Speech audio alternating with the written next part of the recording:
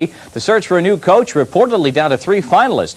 Merv Lopes of Chaminade in the running, as well as Paul Westhead, 2 stops in the NBA, and former BYU head coach Frank Arnold among the finalists. Dick Akers, head coach at Oral Roberts for the past 2.5 years, resigned following a 15-15 season this past week. And Wayne Ballard out in Pocatello has quit as the head coach at Idaho State. 17 games below 500 after his 3 seasons, and also an ensuing NCAA investigation of the program. In Lafayette, Louisiana, northwestern Louisiana believes they have found their new head coach. Former assistant for the past 6 years at Georgia, Don Beasley, now has the job. In Salt Lake City, Jerry Tarkanian, some harsh things to say about Marv Harshman, calling him a fraud, saying everyone believes him because he looks like a statesman. The ill will and the bad blood stems back to an incident in 1980. New head coach at New Mexico State is Weldon Drew was let go. Neil McCarthy, who in his 10 years at Weber State won 7 times, won 20 victories in a season, is the new man in Las Cruces. And in College Station, well, the Texas A&M Aggies went into the NIT in the postseason without their top scorer, junior Kenny Brown, leaving the team. He says he won't transfer. He'll try and just hang on and perhaps try out for an NBA team. Bob, I really don't like the trend that we've seen. It's so uncharacteristic as you see players now suspended, quitting the team prior to going into a tournament. We had Kenny Green down at Wake Forest. We had the problem at Virginia Tech where Charlie Moyer had to suspend Perry Young and Lewis. And I think that's really sad. It's a sad commentary on athletics when coaches have to discipline, especially at tournament time. But you can't blame the coaches. Enough is enough. Some of these kids absolutely never, ever grow up. We say all those poker chips are out there on the center of the table. If you've got to teach people to play hard at this time of the season, something is wrong.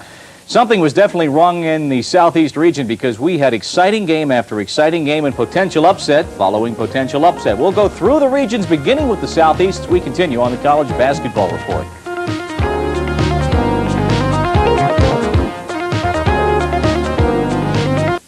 Take all your surprises in the tournament and pile them up. Most of them would have come so far, at least, from the Southeast region. We were sitting here for Thursday and Friday, 11.5 hours each day, looking at some of those surprises developing.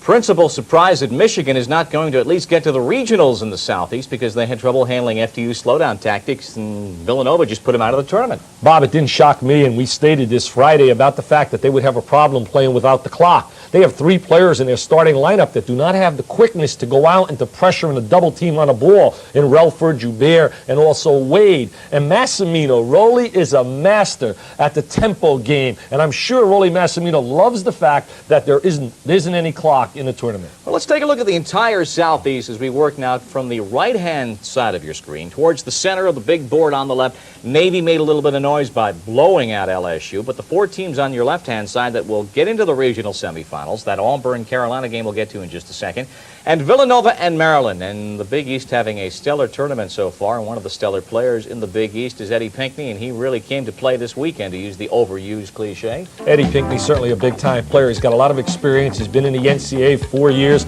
Look at him locking inside, gets isolated. They bring the help away defensively, so he's in a one-on-one situation. Just does a great job. And Dwayne McClain really had a nice game against Michigan. He made my all-slam jam team, the D-Train, but he can be a little bit inconsistent. What'd you say, Coach Rowley? I told the kids, I think when you get in a tournament like this, you have to just relax and play and understand. As long as you play hard, good things will happen. That's been our philosophy and our creed, throughout the season and in our program. They have a very, very fine ball club, and, we have a lot of respect for them, and, we know we're going to have to play well to beat them. It's probably going to be another close ball game. They were close. Len Bias had really had to pull things out of the fire for Maryland. You talk about a skywalker, a guy that plays up in the sky. Look, he says, in your face, Bias, the best player in the ACC, is just a multi-dimensional athlete. And Branch had a nice game when he really had to. Adrian Branch is a big game player, but he can be, like McLean, a little bit inconsistent. The Terps had 2 very close games, Coach. I think it's good to win close ball games in the NCAA playoffs. North Carolina State won a championship.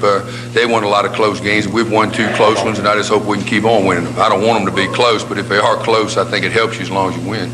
Well, we'll see how close it'll be. We'll have that action Friday evening, live at 8 o'clock Eastern Time, and also we'll be giving you continuous score updates on the North Carolina State and Bama game. But the other game in the Southeast region, aside from the Villanova-Maryland game, the game between North Carolina and Auburn, and Sonny Smith said back in late January he wouldn't be coming back to Auburn, but some people down in Bama want to try and keep him on. Bob, he said he was going to go into the oil business, but now he loves the winning, and he's the biggest free agent in basketball. In fact, there's some talk now that the people at Auburn are trying to keep him there at Auburn. Very popular guy. He's got all the one-liners flowing, and he says the sky's the limit. No, baby, it's his bank account's going to be the limit when those offers come rolling in. Well, Carolina began the tournament as the #2 seed in the Southeast, so the Wolverines are gone city. So Carolina, the top remaining seed. Brad Doherty can be dominating in the middle. Watch him run a backdoor cut. 6'11". Look at that execution out of their half-court game to catch the defensive players staring at the ball. Major loss, though, came against Middle Tennessee State when Steve Hale in the sequence late in the game came down and dislocated his right shoulder. They lost a quality player in Steve Hale. As you look at him right here getting banged, hits the deck.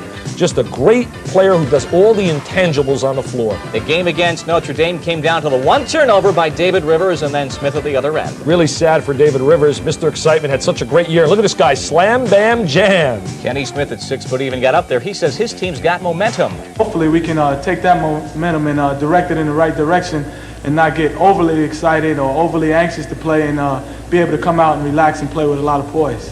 Poise is something that Chuck Person certainly has, and if Sonny Smith leaves that school, perhaps Chuck may leave after his junior year. What a great inside-outside player, Bob. You noticed how he went inside for the slam dunk. Watch him come off the screen, shoot the jumper. Hey, he could be the answer to Lenny Bias. When you talk about Auburn in the context of this tournament where so many strange things have happened, especially in the Southeast, you talk about a team in Auburn that was the first team ever to win the SEC tournament coming out of the preliminary round. On paper, Carolina should win this game, but it's that intangible something that really makes the tournament special. Well, you know, Al McGuire, as I said time and time again, back in 1977, Marquette was really struggling, and Al, on his lame duck year, stood in a winner's circle in Atlanta and won the championship. Maybe this is all smiling for Sonny Smith in his lame duck year. We'll continue in just a second, taking a look at the Midwest, the games that will be upcoming on ESPN as we send you to the break. Remember that night that Bill Walton had against Memphis State back in 1973?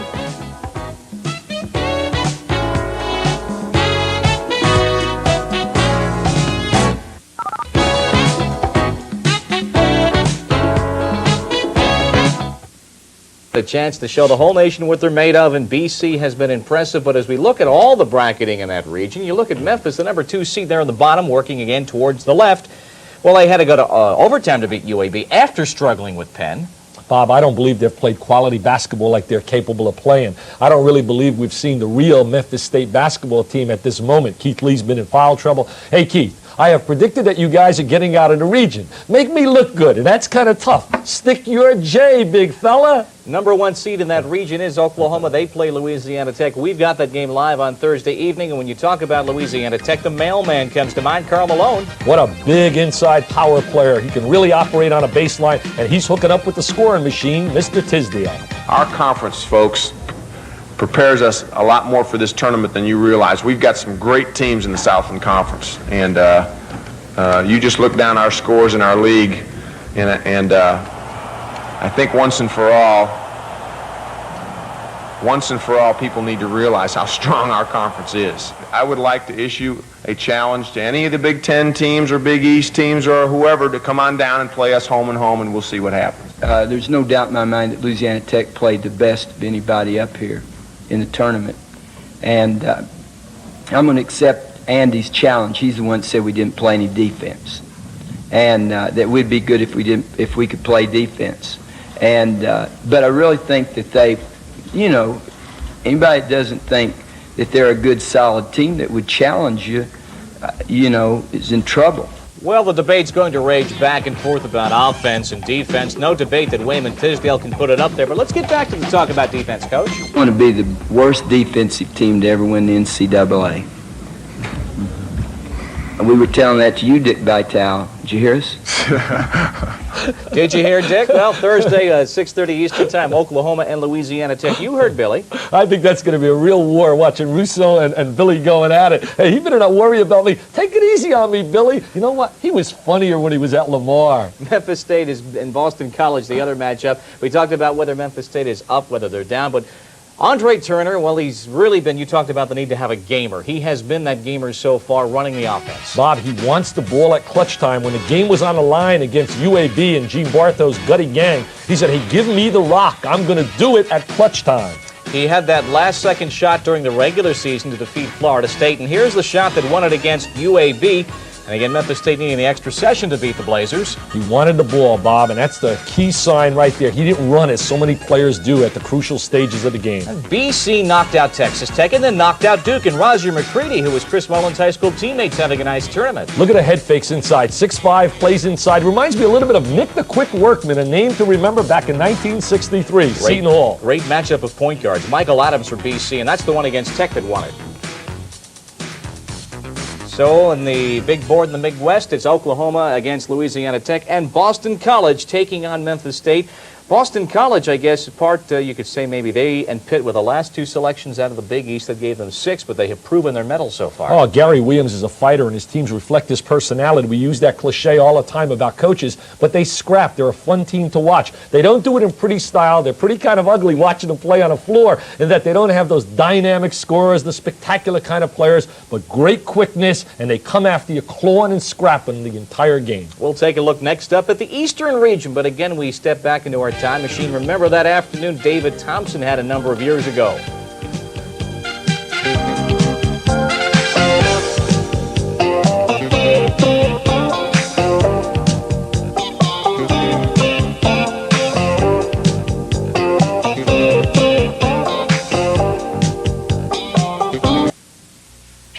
We'll talk about a fourth, but the third one on our agenda today has got to be the toughest region. And look who is going to Providence to play in the finals. You knew these folks would be here, Georgetown. You probably did not suspect that the bubble would still be unburst, if you will, for Loyola. They're going. Illinois has gotten things back together. Georgia Tech, ACC champions. Pure pity of it that only one of these teams will be in Lexington. This Hoya and Rambler matchup should be a classic. We've got more on it now from Ed Randall. John Thompson is a hard coach to satisfy. His Georgetown Hoyas led the nation in scoring margin, outscoring opponents by nearly 18 points a game. In Hartford, Georgetown won games by 25 and 17 points. Still, Thompson looked ahead to the Eastern Regional semifinals with an eye towards improvement. I don't know that I'm particularly satisfied. I think I can find areas of the game that I'm pleased with, and I can find other areas that I'm not after looking at the film. Anytime you play in the NCAA tournament, regardless of who you're playing against, particularly with the clock being out of the game now, it's a lot of tension, it's a lot of pressure, it's a lot of concentration you have to be involved with. We're going to play our game. Our game is to run, get back on defense, and play good hard defense, and that's it. You know, we're not going to change our style for anyone. That's going to play hard and work hard. The other survivor is Loyola of Chicago. They come off a convincing victory over a listless SMU team. The Ramblers, sporting a 19-game winning streak, longest in the nation, are more than ready for Georgetown, opponent number 1 in Providence. We knew that we're going to have to go out there and play real hard because we're playing against the number 1 team in the nation. And we know that Georgetown is real big. They got big Patrick Ewing, and they got a lot of other players in there that plays real hard and it goes out there and they're pretty strong. And we know they're going to have the height advantage over us, but we're not going to worry about that. We're quicker than they are, even though they go out there and press a whole lot, but I think we can go out there and tire them out. I'm Ed Randall for ESPN's College Basketball Report. I guess if you could typify the Ramblers, yes, they're quick, yes, they're scrappy. Remember that very physical game they had in the first round against Iona, and you were telling me that in Chicago, Carl Golston's quoted as saying he's going right at Patrick Ewing? He didn't say I'm going right at Patrick Ewing. He says I'm going to take it to the big fella's face, just like I did to John Koncak of SMU. But Bob, comparing Koncak and Ewing's like comparing Joni Rivers to Christy Brinkley. Believe me, that's an M&M, a mismatch. But this game certainly has a little bit of storyline in that the Ramblers, well, they made the big news. They didn't get into the tournament last year. Gene Sullivan was upset. I don't think people expected them to have that streak of 19 yet, and going in against Georgetown, they're loose, and that's a key factor psychologically. They're very loose, they're very confident, and they got some talent. When you talk about talent, you talk about Al Frederick, the great Hughes, and Andre Battle, and they have not had the great game shooting the basketball. And you know, we've talked about it, 2 factors must prevail against Georgetown. 1, you must neutralize their press. They can do that with Golston. He's an outstanding ball handler. And number 2, you better stick the wing jumper. And Battle and Hughes can score from the wing. If they're finding nothing but the twine and they're tickling the twine, it could be a tough night for John Thompson. And you're the same guy who told me last week I was out of my head when I didn't have Georgetown going to the Final Four. We'll see what happens. Let's move on. Talk about Georgia Tech and Illinois. Illinois really has found their stride. And Mark Price for Georgia Tech, the ACC champion, strutting his stuff at Atlanta. He showed that he's the best point guard in America. There he is playing without the basketball. He plays with the ball, without it, and has great range as a shooter. And Yvonne Joseph, just one of 2 7-footers you've got to play against. They got an outstanding front court. Bobby Cremins will be crying and moaning and telling the nation all about Illinois, but his kids Joseph and Sally can flat out play. And there's Ken Norman, who's picked up so much of the front court slack now. Norman has picked it up from Montgomery, who's not there due to the injury, but they're getting great scoring now, Bob, from Ephraim Winters. Earlier in the year, he was not really effective in terms of scoring. Well, there is Winters tossing down the alley-oop, so it is Georgia Tech and Illinois as we again now work towards the right-hand side of your screen. Georgetown takes on Loyola, and Illinois meets Georgia Tech. A look at the Eastern Regionals. As we move along, we'll take a look at the one outstanding region. We'll step aside and go out west, which is usually where John Wooden began to make his first steps each year in the tournament, even the year when, well, it was his valedictory in '75.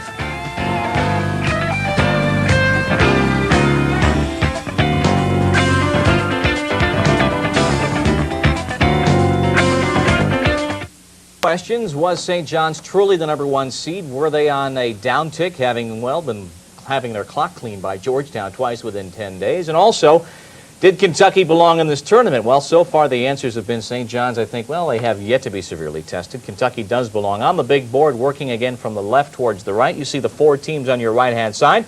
That'll be in the regional semifinal action, and the Redmen take on Kentucky.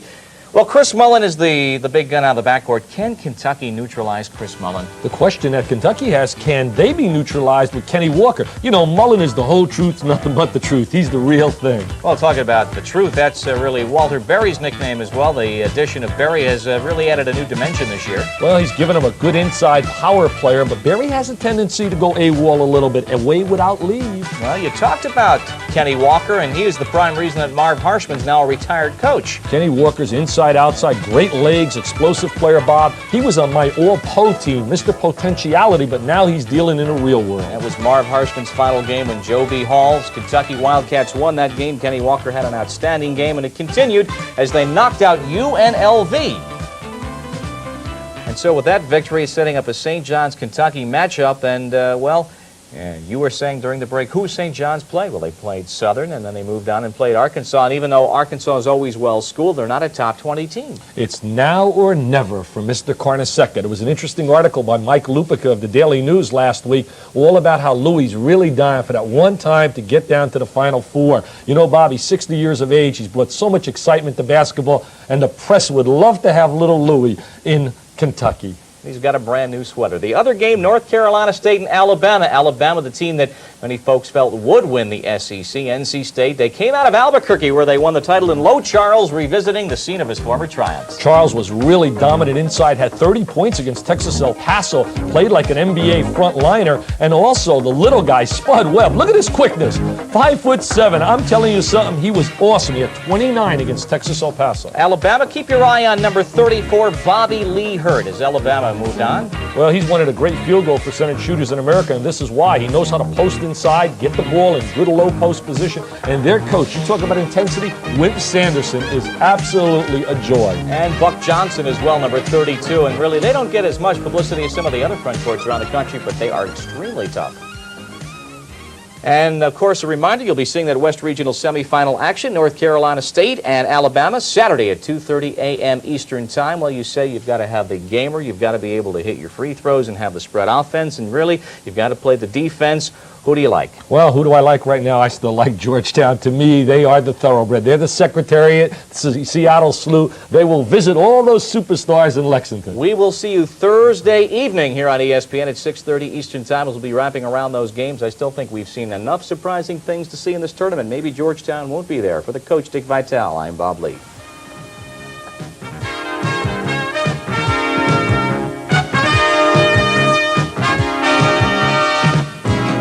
The College Basketball Report.